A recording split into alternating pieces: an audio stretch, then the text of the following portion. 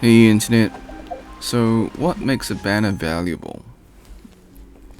I think this is subjective for everyone, but for me, the banner should have a character that adds value, that is obvious, but what does that mean? So the character should be timeless and evergreen, so they will never go out of fashion.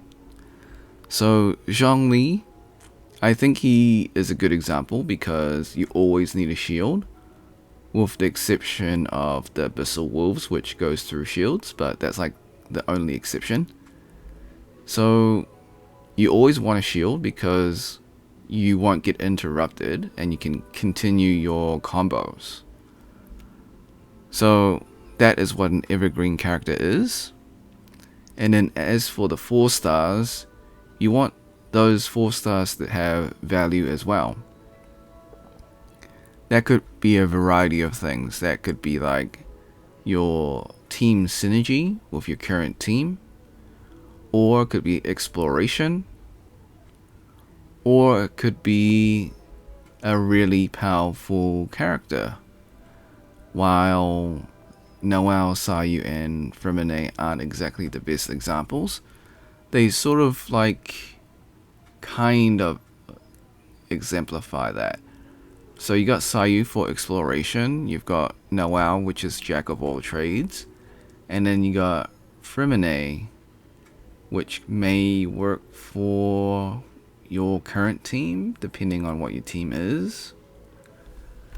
I think like it comes down to what you want for the 4 stars. Like, do you want damage boost? Do you want healing? Do you need like application, so elemental application? It really depends on what you need and what they give you. So unlike the 5-star like evergreen, I think the 4 stars definitely vary a lot. I mean, another thing you could say about the 5-star, like Tartali for example, is that he's a DPS, and most DPS are, well, they are the flavor of the month. They are the shiny new toy that you want, but once that toy gets boring, you kind of just swap them out. Whereas Zhongli is the old reliable, and they are like the staple of your team. So I think when you wish for a banner, you should aim to wish for characters that you will use like for a long time, not for a short time. So Tartaglia, you may use him for a month and get bored, but with Zhongli, I'm pretty certain that you will use him for longer than a month. Like, he's an off-field support, right? So he doesn't get much screen time. His job is to summon a shield, and then he lets your on-field DPS do the work. So, in terms of deciding what characters you need, so here is my opinion. It's not fact or law. You can take it with a grain of salt if you want. Archons before mortals. So gods before mortals.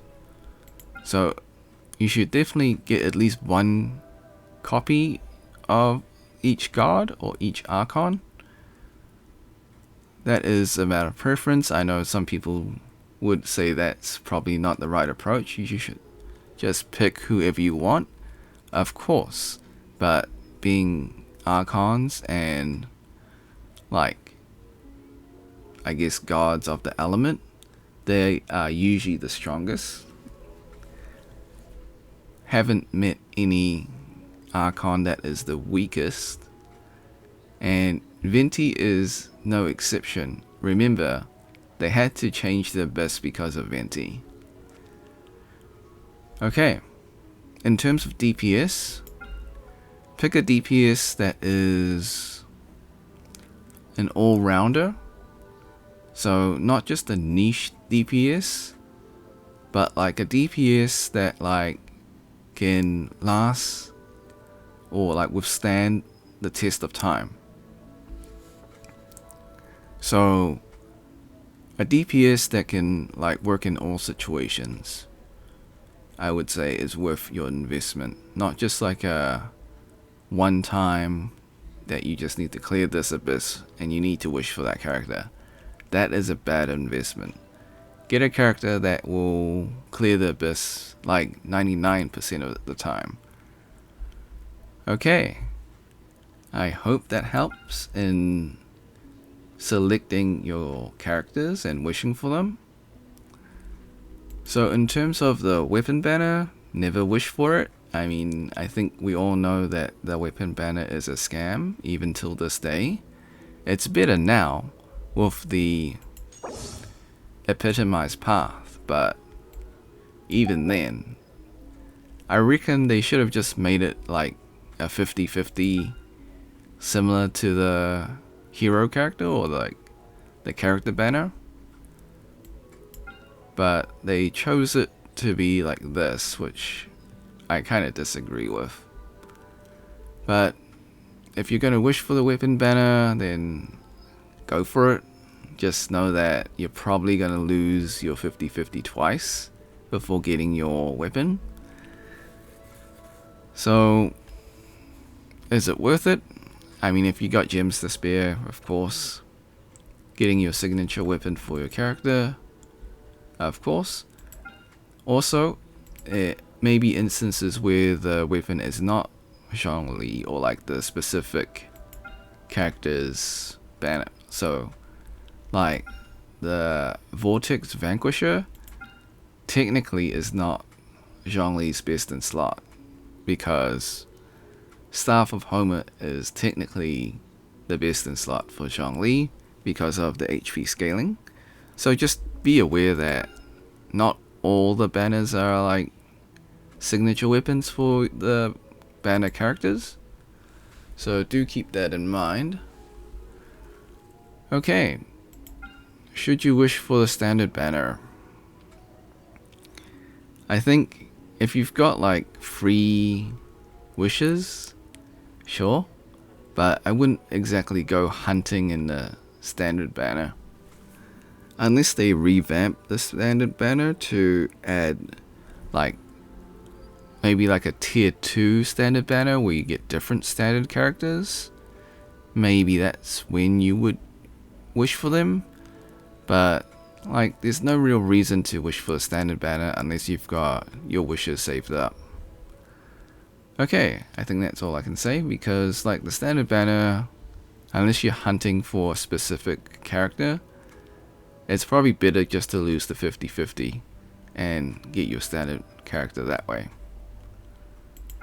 Alright, so to summarize, wish for characters that add value towards your team, wish for evergreen and timeless characters, wish for Archons or Gods first, wish for an all-rounder DPS. In terms of supports, make sure they are jack of all trades. They work with every team. In terms of exploration characters, make sure they do the job that they do, that other characters cannot do when exploring. And when you're picking 4 stars, make sure they add value to a variety of teams so they can be timeless as well. I hope that helps. Thanks for watching. Hope you had a great day. Be sure to like, subscribe, share with your friends, ring the bell, turn on all notifications. Leave a comment below if this was helpful. Until next time, see ya.